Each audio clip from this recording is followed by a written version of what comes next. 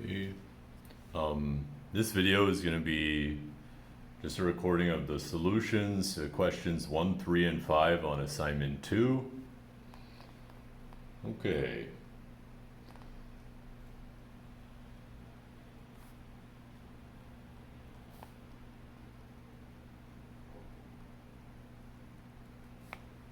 So let's start with question 1.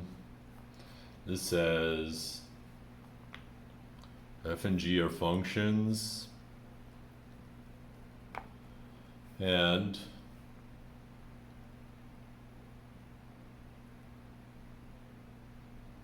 they satisfy the following property: for all x in the domain of f intersect the domain of g, f of x equals g of x.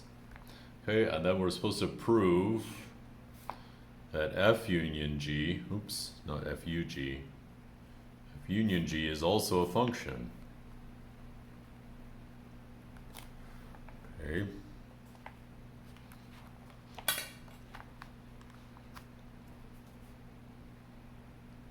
And this is just a special case of a more general property, I guess. But anyways,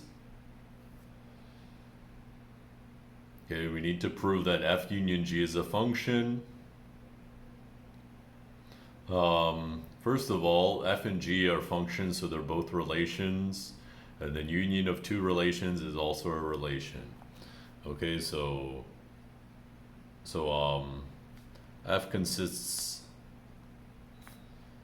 only of ordered pairs, and the same for g also. So f union g, I can't start writing this as u, f union g consists only of ordered pairs.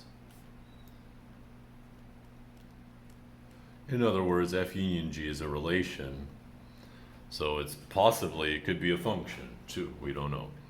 Okay, so now we have to check f union g as a function, so we let AB and AB prime be in f union g, and we need to show that b equals b prime.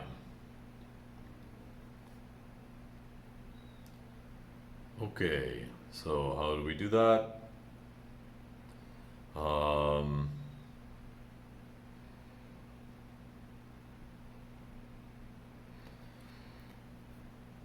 Okay, so you know, there's a bunch of different ways. I'm just gonna choose one, I guess. So either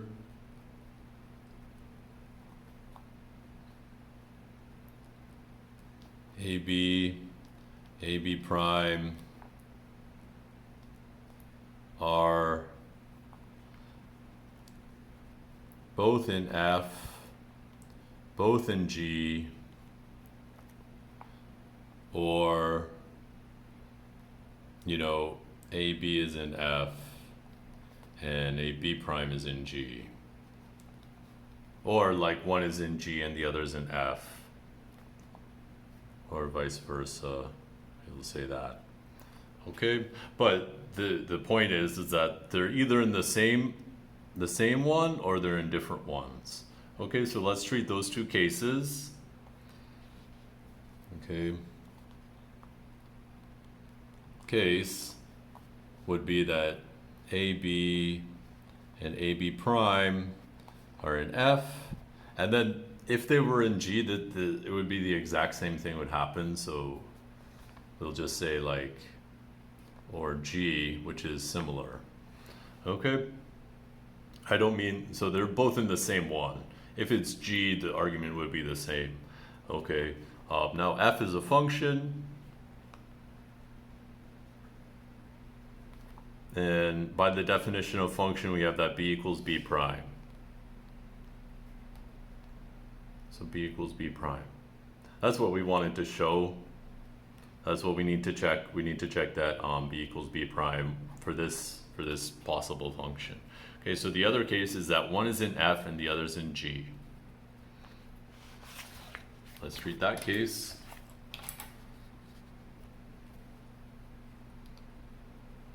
Case. Oh, give it a chance there to focus.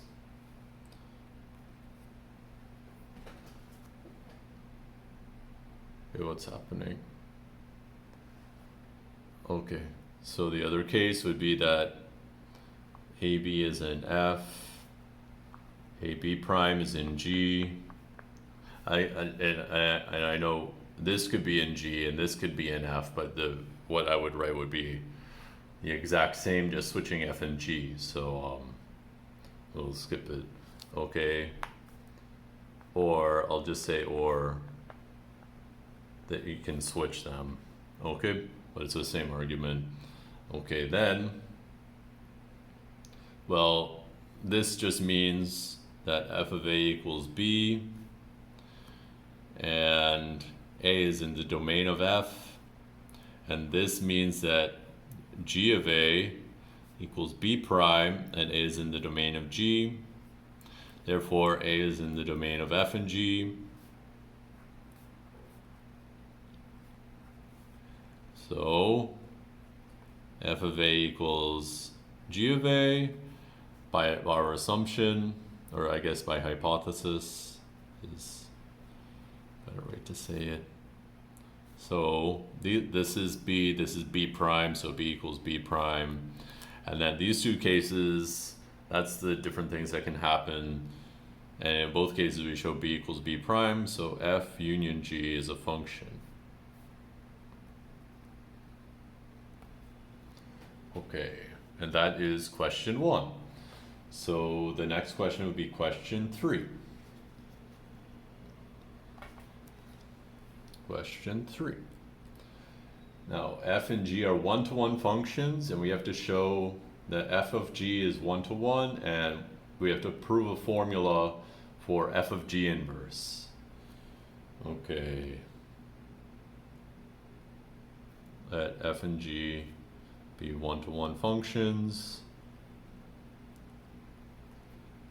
We have to show f of g is one-to-one, and what f of g inverse is the usual thing, g inverse of f inverse. Okay, let's do that. Okay, we need to show f of g is one-to-one. Okay, so we need to take what, like AB, or I guess I should write it like AC and A prime C, both in f of g.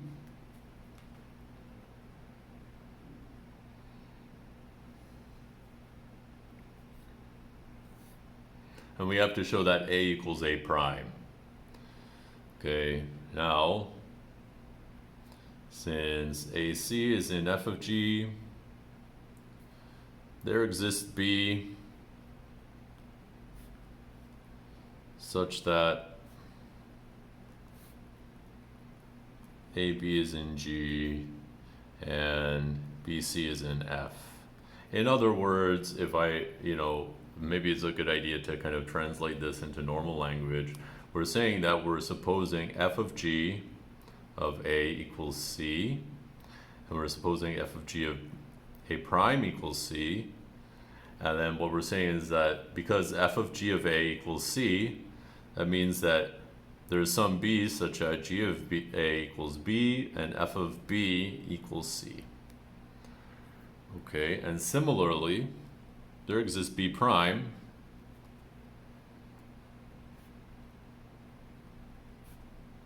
such that a prime b prime is in G and b prime c is in F, right? Because that's the definition of what it means for a prime c to be in f of g. Okay. Now B prime C is in F and BC is in F, and F is 1 to 1, so B is equal to B prime. Since F is 1 to 1 and BC and B prime C are both in F, in other words, since F of B equals C and F of B prime equals C and F is 1 to 1, B equals B prime. Okay, now A prime B is in G, A prime B prime is in G, and AB is in G, but B is the same as B prime. So then we get that A equals A prime, since B equals B prime and AB, A prime, B prime are both in G, and G is 1 to 1. Okay. So A equals A prime, and that's exactly what we needed to show that F of G is 1 to 1.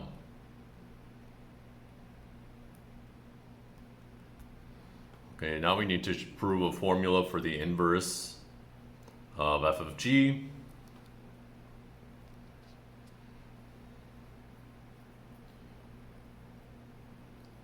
Okay,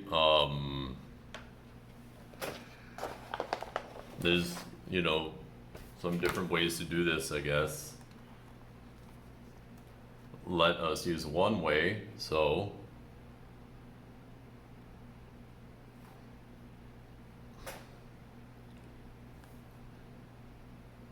we know that if capital F is 1 to 1, then F of A equals B, if and only if F inverse of B equals A.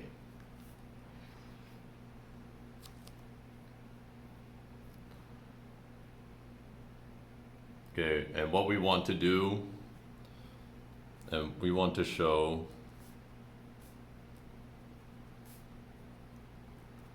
that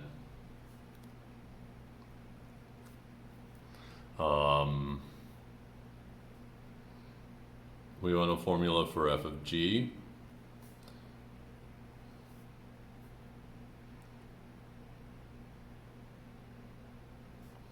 So we want to show that let's see, that F of G inverse equals G inverse of F inverse. Okay, so what we want to show is that, let's see, how do we do this?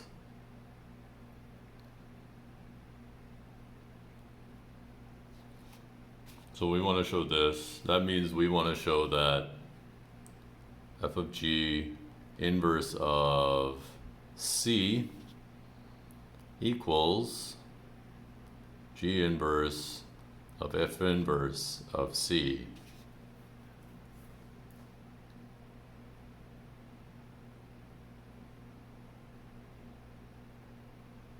Okay.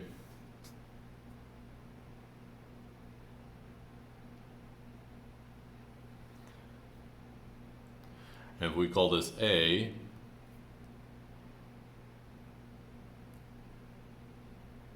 so this is what we want to show.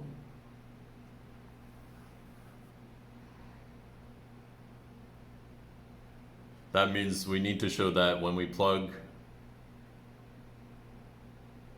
yeah, so we need to show F of G inverse of C equals A, and then we want to use this, okay?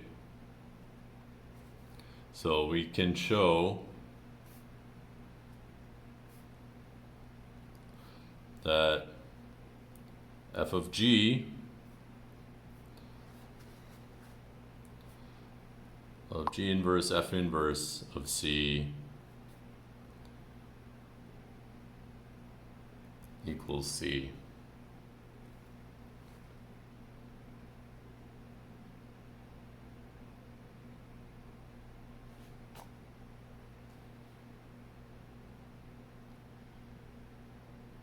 Okay, and how do you do that? Well, F of G of G inverse F inverse of C. Well, F of G of something is just F followed by G inverse followed by F inverse C. Okay. What does that do? Well, I know that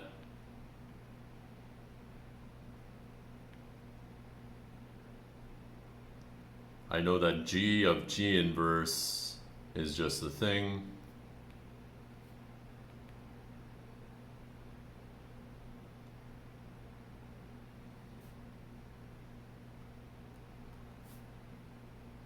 But G of G inverse of,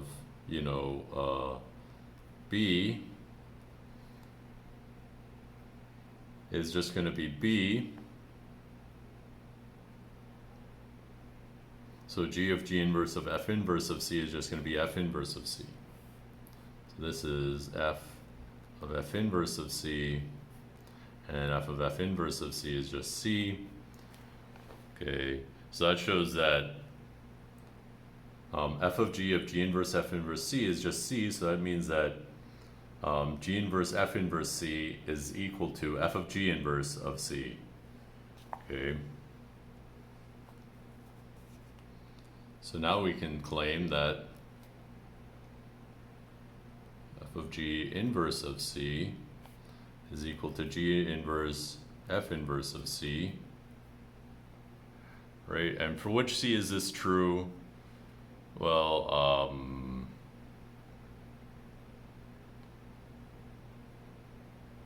we need it to be true. Like, basically we need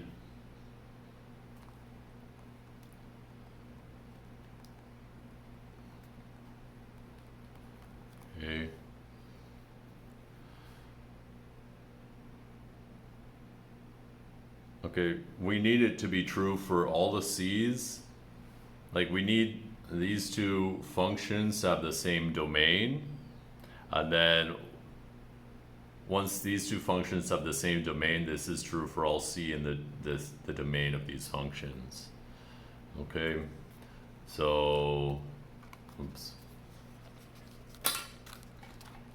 Okay, we've kind of shown that, like, F of G inverse is the same as G inverse F inverse, except for, like, maybe the domains could be different or something weird like that. Okay, so now what is the domain of F of G inverse? That's just, like, the domain of the inverse is just going to be the range of the function F of G.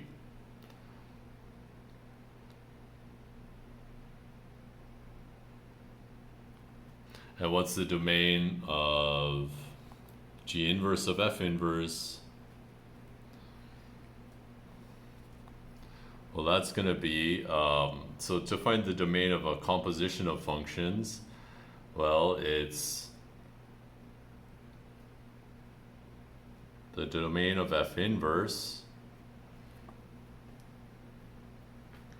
right? But it's also, it needs to be,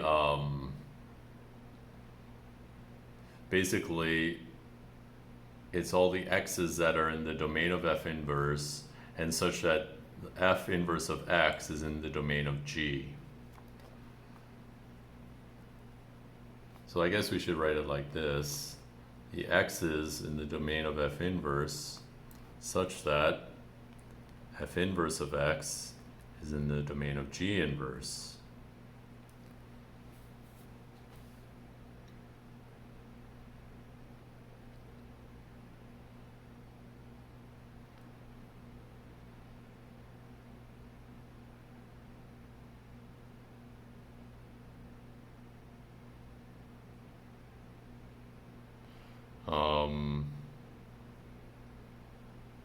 Now that I'm doing this, it's probably just easier, at least for me, to just directly check that this function and this function have the same domain.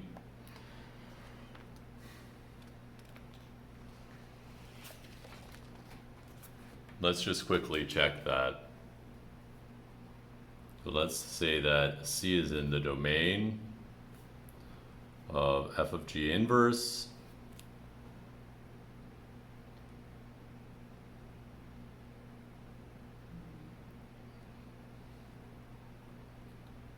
Then C equals f of g of A for some A, right? So what this means is that f of g inverse of C equals some A, and then that means that f of g of A equals C. Okay. And what's f of g of A? Well, that's just f of g of A. Okay.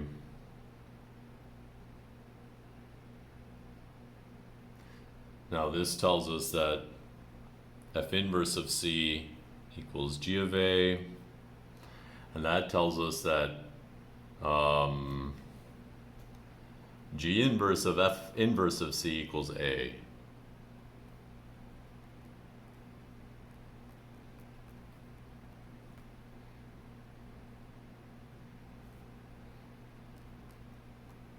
In other words, C is in the domain of g inverse of f inverse.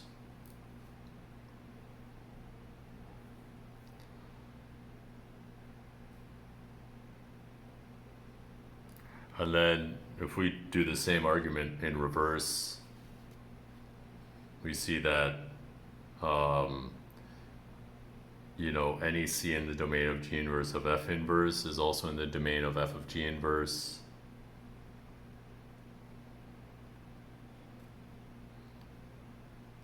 Similarly, if C is in the domain g inverse of f inverse, and C is in the domain of f of g inverse, so these two functions have the same domain, and so they're for every element of the domain, like they're equal, so they're equal as functions. So now we can say that f of g inverse equals g inverse of f inverse. Okay, and that brings us to question 5. Prove that b to the a is a set. A and b are sets. Prove b to the a is a set. And I think I gave you guys a hint on this, so I won't spend too long, right? So let f be a function.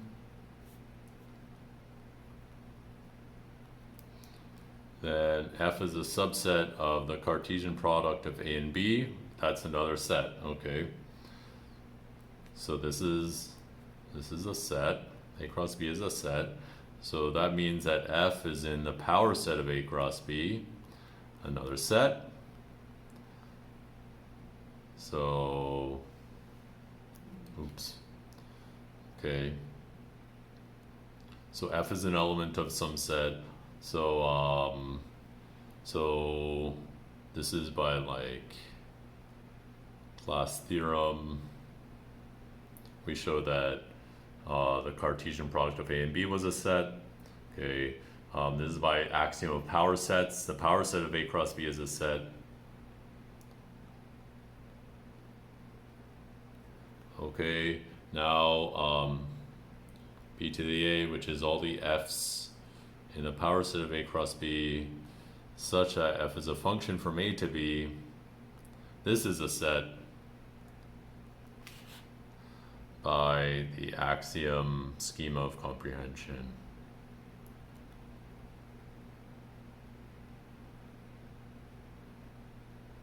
The end. Okay, and that's it for this video. If you have any questions, let me know. Thanks for watching.